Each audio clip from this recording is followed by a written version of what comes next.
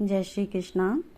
श्री श्री 84 कोस ब्रजमंडल की हम मानसिक परिक्रमा कर रहे हैं और इसके विभिन्न जो भी इसमें स्थान हैं उनका वर्णन श्रवण कर रहे हैं। जो ये श्रवण है, श्रवण भक्ति, ये बहुत ही प्रमुख है। श्रवण भक्ति के बारे में भगवान कहते हैं कि ज्यों-ज्यों भक्त भगवान के विषयों में अत्यधिक सुनता है त्यों वह आत्म प्रकाशित होता जाता है। यह श्रवण विधि जो है, इसको करने से भगवान के संदेश शक्तियों से पूरित होते हैं, जिनकी अनुभूति तभी होती है जब भक्तजन भगवान संबंधी कथाओं की परस्पर चर्चा करते हैं और इसे बहुत से विद्वानों या मनोधर्मियों या विद्यालयों के सानिध्य से प्राप्त नहीं किया जा सकता, क्योंकि यह अनुभूति का ज्ञान है, अनुभूति का विज्ञान है। भक्तगण परमेश्वर की सेवा में निरंतर लगे रहते हैं। भगवान उस जीव विशेष की मानसिकता तथा निष्ठा से अवगत रहते हैं जो कृष्ण भावना भावित होता है, और उसे ही वे भक्तों के सानिध्य में कृष्ण विद्या को समझने की बुद्धि प्रदान करते हैं। कृष्ण की चर्चा अत्यंत शक्तिशाली है और यदि भाग्यवश किसी को ऐसी संगति प्राप्त हो जाए और वह इस ज्ञान को आत्मसात करे तो वह आत्म साक्षात्कार की दिशा में अवश्य प्रगति करेगा। मतलब वह कृष्ण के मार्गदर्शन द्वारा अपना आत्म साक्षात्कार करने में सफल हो जाएगा। तो आज हम कालिया दमन वन का वर्णन करते हैं और कालिया दमन लीला, कालिया नाग और कालिया नाग दमन लीला का वर्णन श्रवण करेंगे। कालिया दमन वन यह गोचारण वन की उत्तर दिशा में स्थित है। यहाँ आकर श्री कृष्ण जी कालिया नाग को दमन करने के पश्चात अपने माता पिता सखा सखियों से मिले थे, इसलिए यह स्थान कालिया दमन वन नाम से प्रसिद्ध है। श्री यमुना नदी के तट पर श्री कृष्ण के कालिया नाग के मस्तक पर नाचते हुए अत्यंत सुंदर विग्रह दर्शनीय है। कालिया के दमन के लिए श्री कृष्ण जी जिस कदम्ब के वृक्ष से यमुना जल में कूदे थे, वह वृक्ष कालिया कदम्ब नाम से आज भी जीवित अवस्था में जीव जगत को दर्शन दे रहा है। यमुना नदी के जिस तट पर श्री कृष्ण जी कालिया नाग को दमन करने के पश्चात आए थे, वह स्थान कालिया घाट के नाम से आज भी दर्शनीय है। तो श्रवण भक्ति को प्रमुख मानते हुए हम कालिया नाग दमन लीला श्रवण करेंगे। गर्ग संहिता 13वां अध्याय से यह कथा श्रवण करवाई जा रही है। विदेह राज बहुलाशव के प्रश्न अनुसार श्री नारद जी ने कहा, राजन, पूर्व काल की बात है। स्वयंभुव मनवत्तर में वेदशिरा नामक मुनि, जिनकी उत्पत्ति भृगुवंश में हुई थी और विंध्या पर्वत पर तपस्या करते रहते थे, उन्हीं के आश्रम पर तपस्या करने के लिए अश्वशिरा मुनि आए। उन्हें देखकर वेदशिरा मुनि के नेत्र क्रोध से लाल हो गए और रोषपूर्वक बोले, ब्राह्मण, मेरे आश्रम में तुम तपस्या ना करो, क्योंकि वह सुखद नहीं होगी। तपोधन, क्या और कहीं तुम्हारे तप के योग्य भूमि नहीं है? वेदशिरा की यह बात सुनकर अश्वशिरा मुनि के भी नेत्र क्रोध से लाल हो गए और मुनिवर से बोले, हे मुनि श्रेष्ठ, यह भूमि तो महाविष्णु की है, ना तुम्हारी है ना मेरी है। यहाँ कितने मुनियों ने उत्तम तप का अनुष्ठान किया, तुम व्यर्थ ही सर्प की तरह फुफकारते हुए क्रोध प्रकट करते हो। इसलिए सदा के लिए सर्प हो जाओ और तुम्हें गरुड़ के भय से प्राप्त हो।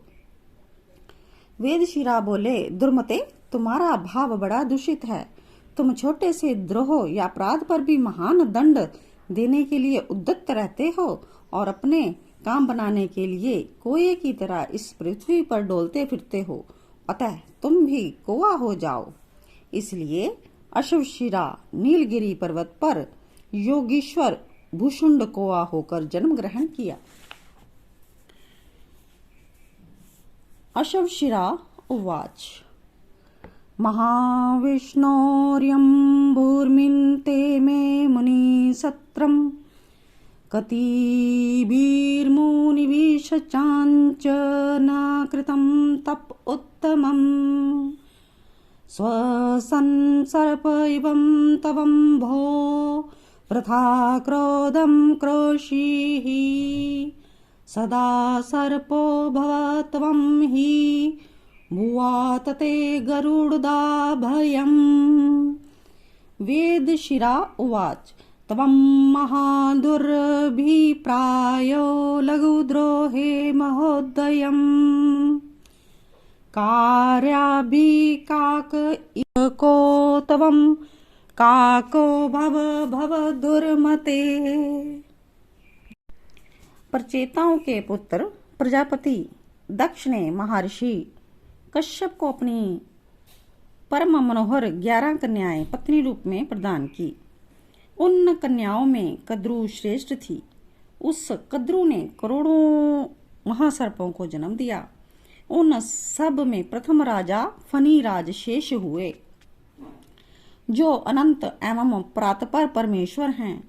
ये ही शेषनाग श्री हरि के वाक्या अनुसार इस भूमंडल को धारण किए हुए हैं एवं श्री भगवान कुर्म होकर उसके आधार स्वरूप महाभार युक्त दीर्घ देह धारण किए हैं। वेदशिरा ने इन सभी सर्पों के मध्य महाफनी कालिय होकर जन्म ग्रहण किया, क्योंकि उनको श्राप मिल चुका था। उस कद्रु ने करोड़ों महासर्पों को जन्म दिया। वे सभी सर्प अत्यंत उद्भट विषरूपी बल से संपन्न, उग्र तथा 500 फनों से युक्त थे। वे महान मणि रत्न धारण किए रहते थे। उनमें से कोई कोई 100 मुखों वाले थे और विषधर थे। उनमें वेदशिरा जो थे वो कालिया नाम से प्रसिद्ध महानाग हुए। ब्रह्मा के पुत्र मरीच, उनके पुत्र कश्यप, उनके पुत्र गरुड़ हैं।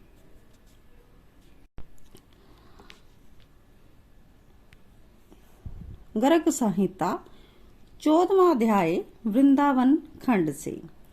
इसके आगे श्रवण करवाएंगे। पहले भूमिका बांधी गई है कि कालिया नाग अपने पिछले जन्मों में कौन थे और किस कारण से कालिया बने। आगे श्रवण करवाते हैं। रमन द्वीप के नागों का विनाश करने वाले गरुड़, अब गरुड़ के बारे में भी बताएंगे, प्रतिदिन जाकर बहुत से नागों का संहरण करते थे। अतः एक दिन भय से व्याकुल हुए वहां के सर्पों ने उस द्वीप में पहुंचे हुए शुद्ध गरुड़ से कहा। नाग बोले, हे गरुत्मन, तुम्हें नमस्कार। तुम साक्षात भगवान विष्णु के वाहन हो। जब इस प्रकार हम सर्पों को खाते रहोगे तो हमारा जीवन कैसे सुरक्षित रहेगा। इसलिए प्रत्येक मास में एक बार पृथक एक घर में एक सर्प को बलि ले लिया जाएगा। उसके साथ वनस्पति तथा अमृत के समान मधुर अन्न की सेवा भी प्रस्तुत की जाएगी। यह सब विधान के अनुसार तुम शीघ्र स्वीकार करो। गरुड़ बोला, आप लोग एक एक घर से एक एक नाग की बलि प्रतिदिन दिया करो, अन्यथा सर्प के बिना दूसरी वस्तु की बलि में से मैं कैसे पेट भर सकूंगा। वह तो मेरे लिए पान के बीड़े के तुल्य होगी। उनके यो कहने पर सब सर्पों ने आत्मरक्षा के लिए एक एक करके उन महात्मा गरुड़ के लिए नित्य दिव्य बलि देना आरंभ किया। एक बार जब कालिया के घर से बलि मिलने का अवसर आया, तब उसने गरुड़ को दी जाने वाली बलि की सारी वस्तुएं बलपूर्वक स्वयं ही भक्षण कर ली। गरुड़ ने यह अवस्था देखकर क्रोध से कालिया के ऊपर आक्रमण कर दिया। तब विहल हुआ कालिया गरुड़ के भय से भागा। प्रचंड परकर्मी पक्षीराज गरुड़ भी सहसा उसका पीछा करने लगे। 7 द्वीपों, 7 खंडों और 7 समुद्रों में वह जहां जहां गया वहां वहां उसने गरुड़ को पीछा करते हुए देखा। वह नाग भूलोक, भूवलोक, स्वरलोक, महरलोक में क्रमशः जा पहुंचा और वहां से भागता हुआ जनलोक में पहुंच गया। जहां भी जाता वहीं गरुड़ पहुंच जाता। इसलिए वह पुनः नीचे के लोक में कर्मशः गया। किंतु श्री कृष्ण भगवान विष्णु के भय से किसी ने उसकी रक्षा नहीं की। जब उसे कहीं चैन नहीं मिली, तब भय से व्याकुल कालिया देवादेव शेष के चरणों के निकट गया और भगवान शेष को प्रणाम करके परिक्रमा पूर्वक हाथ जोड़ विशाल पृष्ठ वाला कालिया दीन भ्यातुर और कंपित होकर बोला, हे भूमि भर्ता भुवनेश्वर भुवन भूमि भारहारी प्रभो, आपकी लीलाएं अपार हैं, आप सर्वसर्मत पूर्ण प्रातपर प्राण पुरुष हैं, मेरी रक्षा कीजिए, रक्षा कीजिए। कालिया को दीन और भ्या अतुर देख फणीश्वर जनार्दन के मधुर वाणी से उसको प्रसन्न करते हुए कहा, महात्मे कालिये, मेरी उत्तम बात सुनो। इसमें संदेह नहीं कि संसार में कहीं भी तुम्हारी रक्षा नहीं होगी। रक्षा का एक ही उपाय है जो मैं बताता हूँ, सुनो। पूर्व काल में सौरभी नामक से सिद्ध मुनि थे। उन्होंने वृंदावन में यमुना में के जल में रहकर 10,000 वर्षों तक तपस्या की थी। यमुना के जल में जब सौभरी मुनि की दीर्घ काल तपस्या चल रही थी, उन्हीं दिनों उन्हें देखते देखते गरुड़ ने मीन राज को मार डाला। मीन परिवार को अत्यंत दुखी देख दूसरों को दुख दूर करने वाले दीन वत्सल मुनि श्रेष्ठ सौभरी ने कुपित हो गरुड़ को शाप दिया था कि पक्षीराज, आज के दिन से लेकर भविष्य में यदि तुम इस कुंड के भीतर बलपूर्वक मछलियों को खाओगे तो मेरे शाप से तुम्हारे प्राणों का अंत हो जाएगा। उस दिन से मुनि के शाप से गरुड़ वहां नहीं जाते। इसलिए हे कालिये, तुम मेरे कहने से शीघ्र श्री हरि के विपन वृंदावन में चले जाओ। वहां यमुना में निर्भय होकर वास करो। वहां गरुड़ तुम्हारे कभी भी नहीं सताएगा। शेषनाग के यूं कहने पर भयभीत कालिया अपने स्त्री बालकों के साथ कालिंदी में निवास करने लगा। यमुना जी में कालिया नाग का एक कुंड था। उसका जल विष की गर्मी से खोलता रहता था। यहाँ तक कि ऊपर से उड़ने वाले पक्षी भी झुलस कर उसमें गिर जाया करते थे। उसके विषैले जल की उत्ताल तरंगों का स्पर्श करते तथा उसकी छोटी छोटी बूंदें लेकर जब वायु बाहर आती तो तट के घास पात वृक्ष पशु आदि का स्पर्श करते, तब वह उसी समय मर जाते थे। एक दिन अपने सखा ग्वाल बालों के साथ भगवान श्री कृष्ण यमुना तट पर गए। उस दिन श्री बलराम जी उनके साथ नहीं थे। उस समय ज्येष्ठ आषाढ़ के घाम से गोएं और ग्वाल अत्यंत पीड़ित हो रहे थे। प्यास से उनका कंठ सूख रहा था, इसलिए उन्होंने यमुना जी का विशाला जल पी लिया। होनी के वश उन्हें इस बात का ध्यान नहीं रहा कि उस विशेले जल के पीते ही सब गोएं और ग्वाल बाल प्राणहीन होकर यमुना के तट पर गिर पड़े। उन्हें इस अवस्था में देखकर योगेश्वरों के भी ईश्वर भगवान श्री कृष्ण ने अपनी अमृत बरसाने वाली दृष्टि से उन्हें जीवित कर दिया। उनके स्वामी और सर्वस्व तो एकमात्र श्री कृष्ण ही थे। भगवान का अवतार तो दुष्टों का दमन करने के लिए होता है। जब उन्होंने देखा कि उस सांप का विष का वेग बड़ा भयंकर है, बड़ा प्रचंड है, वह भयंकर विष उसका महान बल है और उसके कारण मेरे बिहार का स्थान यमुना जी भी दूषित हो रहा है, तब भगवान श्री कृष्ण ने अपने कमर का फेंटा कसकर एक बहुत ऊंचे कदम्ब के वृक्ष पर चढ़ गए और वहां से ताल ठोंक कर उस विशैले जल में कूद पड़े। जय श्री कृष्ण। भगवान श्री कृष्ण कालिया दहा में कूद कर अतुल बलशाली मत वाले गजराज के समान जल उछालने लगे।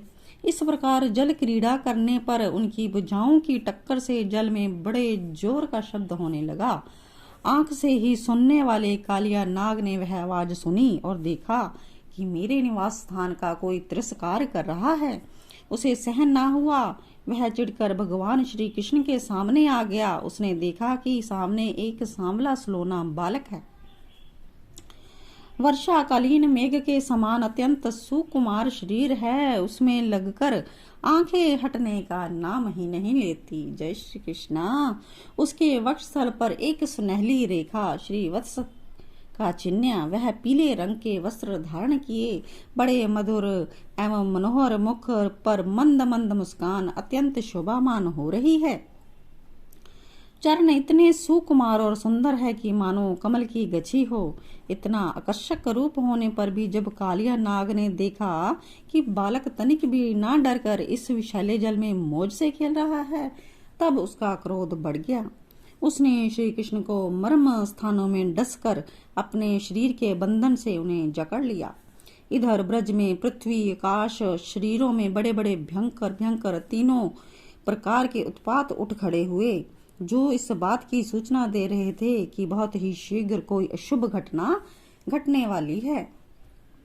ब्रज के बालक, वृद्ध और स्त्रियों का स्वभाव गायों जैसा वात्सल्यपूर्ण था। वे मन में ऐसी बात आते ही अत्यंत दीन हो गए और अपने प्यारे कन्हैया को देखने की उत्कट लालसा से घर द्वार छोड़कर निकल पड़े। बलराम जी स्वयं भगवान के स्वरूप और सर्वशक्तिमान हैं। उन्होंने जब ब्रजवासियों को इतना कातर, इतना आतुर देखा, तब उन्हें हंसी आ गई, परंतु बोले नहीं, चुप रहे। दूर से ही देखा कालिया दाह में कालिया नाग के शरीर से बंधे हुए श्री कृष्ण चेष्टाहीन हो रहे हैं। कुंड के किनारे ग्वाले अचेत हुए पड़े और गोए, बैल, बछड़े आदि बड़े आंत्र स्वर से डकारे रहे हैं। यह सब देखकर वह सब गोप अत्यंत व्याकुल और अंत में मूर्छित हो गए। श्री नंद बाबा आदि में जीवन प्राण तो श्री कृष्ण ही हैं। वे श्री कृष्ण के लिए कालिया दाह में घुसने लगे। यह देखकर श्री कृष्ण का प्रभाव जानने वाले भगवान बलराम जी ने किसी को समझा बुझाकर, किसी को बलपूर्वक, किसी को उनके हृदयों को प्रेरणा करके रोक दिया। उस समय कालिया नाग अपनी दोहरी जीभ लपलपाकर अपने होठों के दोनों किनारों को चाट रहा। अपनी कराल आंखों से विष की ज्वाला उगल रहा। अपने वाहन गरुड़ के समान भगवान श्री कृष्ण उसके साथ खेलते हुए पैंतरा बदलने लगे और वह सांप भी उन पर चोट करते हुए दाव देखता हुआ पैंतरा बदलने लगा। इस प्रकार पैंतरा बदलते बदलते उसका बल क्षीण हो गया। तब भगवान श्री कृष्ण ने उसे बड़े बड़े सिरों को तनिक दबा दिया और उछलकर उन पर सवार हो गई। कालिया नाग के मस्तकों पर बहुत सी लाल लाल मनियां थी। उनके स्पर्श से भगवान के सुकुमार तलवों की लालिमा और बढ़ गई। नृत्य, गान आदि समस्त कलाओं के आदि प्रवर्तक भगवान श्री कृष्ण उसके सिरों पर कलापूर्ण नृत्य करने लगे। भगवान के इस अद्भुत तांडव नृत्य से कालिया के फन रूप छत्ते भिन्न भिन्न हो गए, छिन्न भिन्न हो गए। उसका एक एक अंग चूर चूर हो गया। मुंह से खून की उल्टी होने लगी। अब वह सारे जगत के आदि शिक्षक प्राण पुरुष भगवान नारायण की स्मृति हुई। वह मन ही मन भगवान की शरण में गया। भगवान श्री कृष्ण के उदर में संपूर्ण विश्व है, इसलिए उनके भारी बोझ से कालिया नाग के शरीर की एक एक गांठ ढीली पड़ गई। उनकी एड़ियों की चोट से उसके छत्र के समान फन भिन्न छिन्न हो गए और अपने जो कालिया नाग की पत्नियां हैं उन भगवान की शरण में आई। वे अत्यंत आतुर हो रही थी भय के मारे। उनके वस्त्र आभूषण अस्त व्यस्त, केश की चोटियां बिखर रही। नाग पत्नियों ने कहा, भगवान कृपा कीजिए, अब यह सर्प मरने वाला है। साधु पुरुष सदा ही अबलाओं पर दया करते हैं, अतः आप में हमारे प्राण स्वरूप पति देव को क्षमा कीजिए। जब नाग पत्नियों ने इस प्रकार भगवान की स्तुति की, तब उन्होंने दया करके छोड़ दिया। कालिया नाग ने कहा, हे नाथ, आप सर्वज्ञ और संपूर्ण जगत के स्वामी हैं। अब आप अपनी इच्छा से जैसा ठीक समझे कृपा कीजिए या दंड दीजिए। कालिया नाग की बात सुनकर लीलामय भगवान श्री कृष्ण ने कहा, सर्प, अब तुझे यहाँ नहीं रहना चाहिए। तू अपनी जाति भाई पुत्रियों के साथ और स्त्रियों के साथ समुद्र में चला जा और गौओं और मनुष्य यमुना जल का उपभोग करें। ये मनुष्य दोनों समय तुझको दी हुई मेरी इस आज्ञा का स्मरण कीर्तन करें। जो भी मनुष्य इस कथा का स्मरण कीर्तन करें, उसे सांपों से कभी भय ना हो। मैंने इस कालिया दह में क्रीड़ा की है, इसलिए जो पुरुष स्त्री इसमें स्नान करके जल से देवता और पितरों को तर्पण करेगा एवं उपवास करके मेरा स्मरण करता हुआ मेरी पूजा करेगा, वह सब पापों से मुक्त हो जाएगा। मैं जानता हूँ कि तू गरुड़ के भय से रमणक द्वीप को छोड़कर इस देह में आ बसा था। अब तेरा शरीर मेरे चरण चिन्हों से अंकित हो गया है, इसलिए जा, अब गरुड़ तुझे खाएंगे नहीं। उनकी ऐसी आज्ञा पाकर कालिया नाग और उसकी पत्नियां आनंद से भरकर बड़े आदर से कृष्ण की पूजा परिक्रमा वंदना करके उनसे अनुमति ली। और ये सब नाग पत्नियां पुत्र बंधु बांधवों के साथ रमणक द्वीप को, जो समुद्र में है और वहां सर्पों के रहने का एक स्थान, वहां चले गए। नाग के प्रस्थान करने पर लीला मनुष्य भगवान श्री कृष्ण की कृपा से यमुना का जल केवल विषहीन ही नहीं बल्कि उसी समय अमृत के समान सुमधुर हो गया।